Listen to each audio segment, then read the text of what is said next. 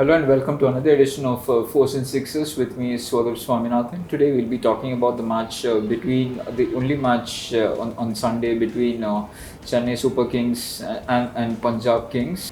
We are recording this before Punjab's second match, so we don't really know what has happened in that game. So sorry if we are making some assumptions about that game. Now with me to talk about the match on Sunday is Venkat Krishna B. Hello Venkat, Hi, welcome.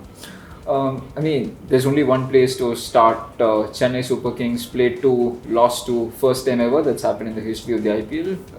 Concerned? Or concerning signs at least? Yesterday, after the defeat against Lucknow Super Giants, Stephen Fleming said it's still early days. So I think they're still not in a panic mode. I don't think CSK, even whatever happens, I don't Do think they even panic? That's what. They're not a team that's going to panic or do anything. They're going to stick to the process.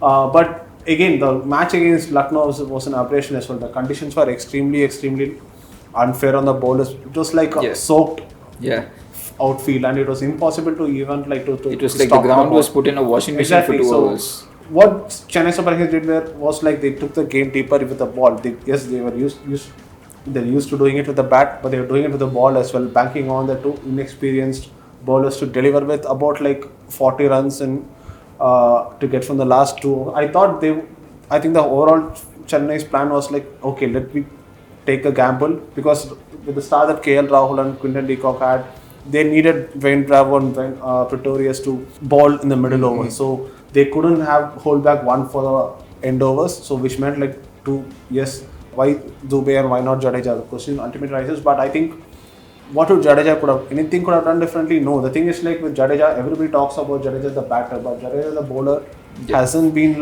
performing that well for Chennai Super Kings. He's become a batting all-rounder. Yes, exactly. He's become more of a batting all-rounder. So, which is why it's like Chennai tried everything, but again, it's like their hands were tied. It's like I don't think any team would have got away. Which is why the question is like whether they slow down in the middle.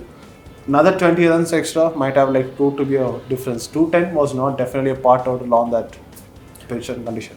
Moving on to the Punjab franchise, it's been remarkable how they've almost changed their whole ethos in the auction table.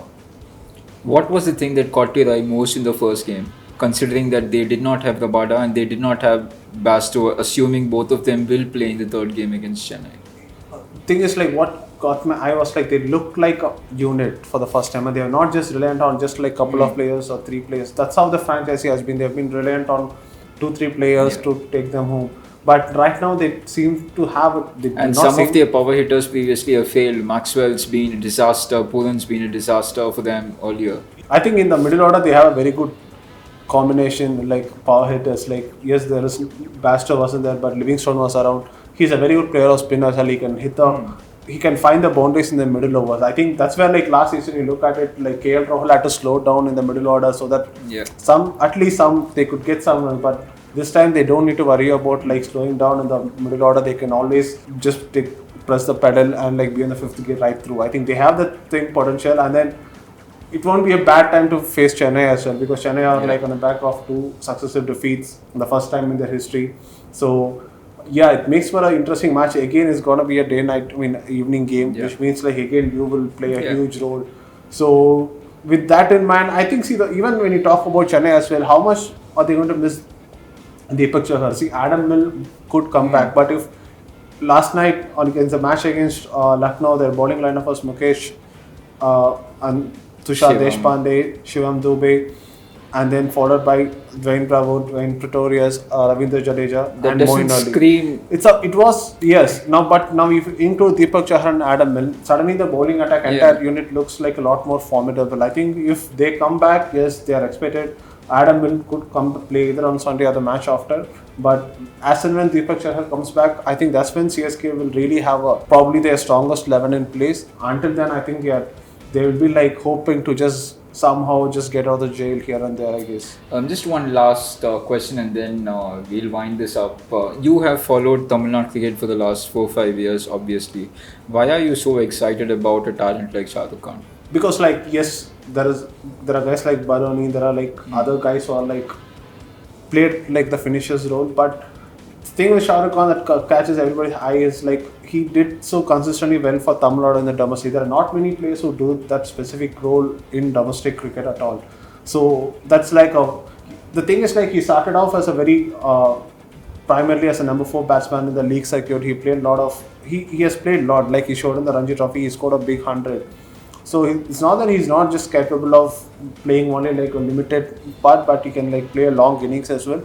But for a player to undergo that sort of a transition at this kind of an age, I think it speaks volume. Or probably he has identified, yes, there is the variety that the role that he performs is like there are very few who can do that. So when you do that role, there is more and more chances of you getting to the higher, like probably ending up in the Indian team. So I think that's a thing that he finds himself in, which is good as well because the selectors have also backed him. The Tamil Nadu team, everybody have backed him to the role, and he has like improved a lot. But the thing is like he finished the first game, but the thing is like he has to be consistent a lot more against good quality attacks. Yes, he has made runs in the IPL as well. I'm not taking anything away from him. He has got a lot of cricket left in him as well, and he'll improve further. But until and unless he takes on like some quality guys, then you will know like yes, I think he will like sort of himself believe, yes, I belong here.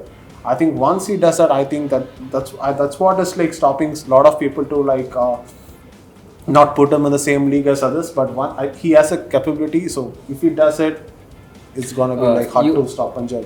You obviously mentioned that Shah Rukh is somebody who began life as a number 4 batter before developing this unique finishing prowess of his. Did he develop his muscles? Did he do special strength and conditioning training? So what did he do to undergo this? I mean, he always looked like a lot more bulky. He had always had the power, always. But what has really impressed me in the recent years is how well he has matured as a batter. Like he is like I'll be able to calculate even in the match Syed Mustaq Ali final against Karnataka, which he won off the last ball. The maturity he showed, he wasn't panicking as such.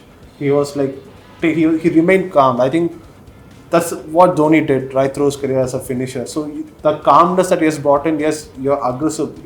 People see aggressive players as like somebody who's like firebrand all the time, but to play that aggressive, to play that calculative cricket, you need to be calm inside as well. I think that's what has impressed me the most, more than anything else. Whether about bulking up and all that, that's all secondary. Yes, he does a lot of power hitting shots. That's all that.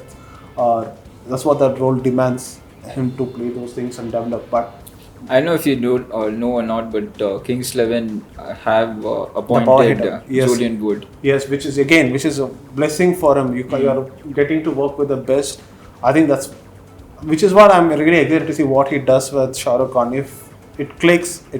Like Punjab will be like really, really hard to stop. That's all for another edition of Fours and Sixes. Thanks for watching. Stay safe. Bye.